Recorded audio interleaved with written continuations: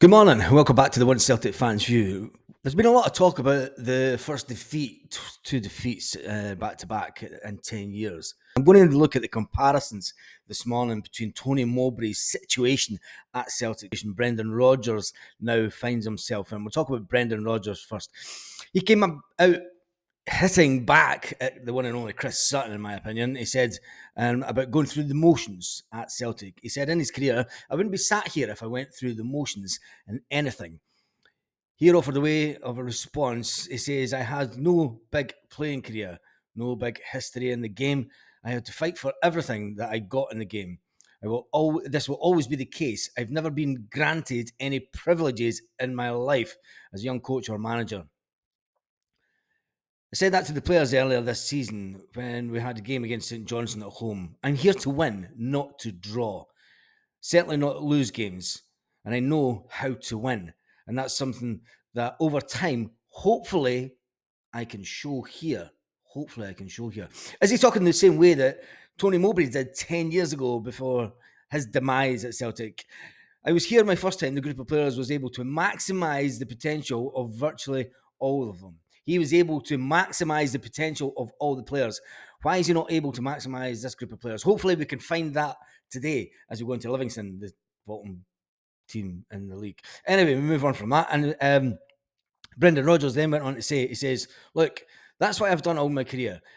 It's a different period of my managerial career, but certainly I'm not going through the motions. In terms of criticism, listen, it happens when you're not winning. It's something that could easily affect you if you're a very young manager, but it doesn't affect me.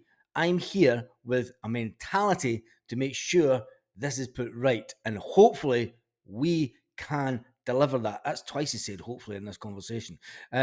Celtic Park is obviously going to have the Green Brigade back this weekend today, and it'll be fantastic if the rest of the crowd can join in and make as much noise for this team as possible. And yes, they're slagging us off, saying that, let's get to the Tony Mowbray situation. Tony Mowbray was manager of Celtic.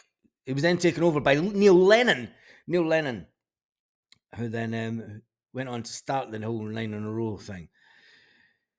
When you look at Tony Mowbray, his midweek defeat was the heaviest outside Glasgow Derby game since 1980. It was the first league defeat in Paisley since 1989, and it was the biggest thrashing by St Mirren in over 51 years. That approach and the tactical awareness of the manager that night, we ended up with 6 strikers on the field, 6 forwards on the field. Aidan McGeady was played at left back. Mowbray then went on to say after the game, he said, maybe negative and defensive football is the best hopes of success at Celtic. Such a notion undermined the fact that the Sevco team at the time, the Rangers team at the time, was always a team that hit you on the break and kind of defended well. Whether it's some questioned whether guiding the team, listen to this is the most important bit. Some questioned whether guiding a team to the dizzy heights of the Premier League after being rock bottom of the English Premier League is qualifications to take over at Celtic. Well, we know what happened to Brendan Rodgers' team in the English Premiership last year. Can history be repeating itself? Hopefully not. Hopefully Brendan's got enough in the tank. Hopefully Brendan will get backed in the next transfer window. Mowbray could have been forgiven with the Champions League exit at the hands of Arsenal, despite an inconspicuous Europa League campaign which followed. When you look at it, the results that Tony Mowbray had were worse than what Brendan Rodgers is currently having at Celtic. Tony Mowbray was an awful manager for Celtic. He did nothing right. And you've got to remember, Tony Mowbray had a big Greek in his team. The big Samaras. Samaras, who went on to be an absolute legend under Neil Lennon. Tony Mowbray had him in his team also.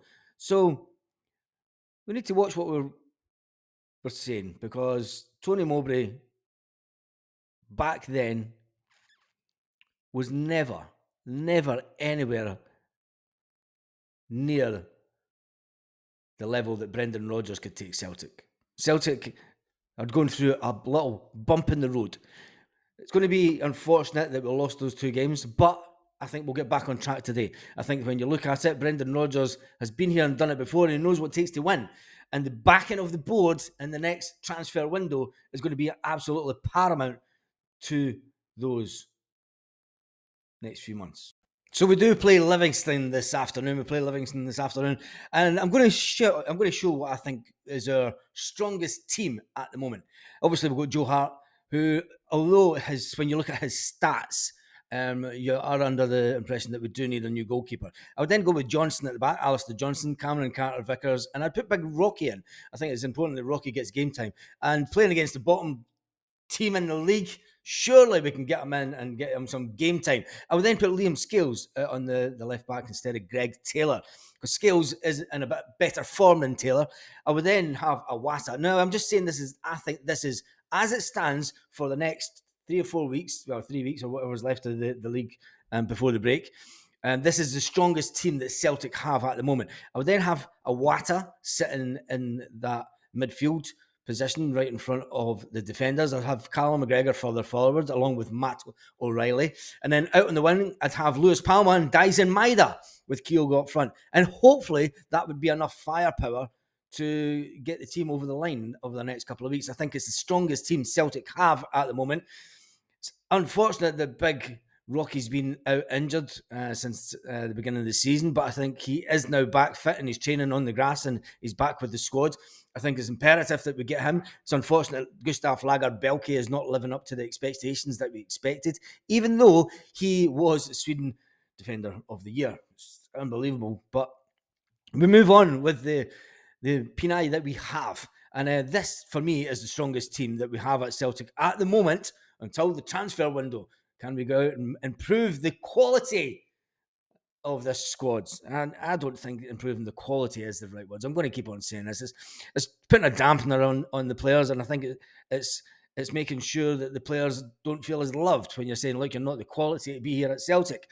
It's the kind of rhetoric that led to the demise of Tony Mowbray all those years ago. Anyway, when we look at it, I think it's more experience that we need, more experience of a higher level of European competitions for definite, because that's where we were found wanting this season. And I think that started the downfall of this Celtic team in the performance, because even very on in the Champions League campaign, the manager, Brendan Rodgers, did say it comes down to quality and it comes down to inexperience. The only way these guys are going to get experience, Brendan, is by you pumping them up. And when you think back to Martin O'Neill. Think back to Martin O'Neill. You never say a bad word in public about any of those players. Any of these players. Maybe he got defeated against Juventus, as bad as that was. Martin O'Neill the players were outstanding. The team, outstanding. You know, anytime that we had a bad result, it always back to players. Always back to players. Brendan Rodgers needs to sort out his mindset, because is he going through the motions? Some people are now asking, is he going through the motions? Tell me in the comments what you think. Anyway, let's forget about that. Let's think about Livingston today. Tell me what you think about that team. Name your team in the comment section for this video and tell me what you think the score line will be today. Celtic, Livingston this afternoon. Let's get back to winning ways, Celtic, and let's just get back to backing the team, boys. And on that note, have a fantastic day, Celtic fans all around the world.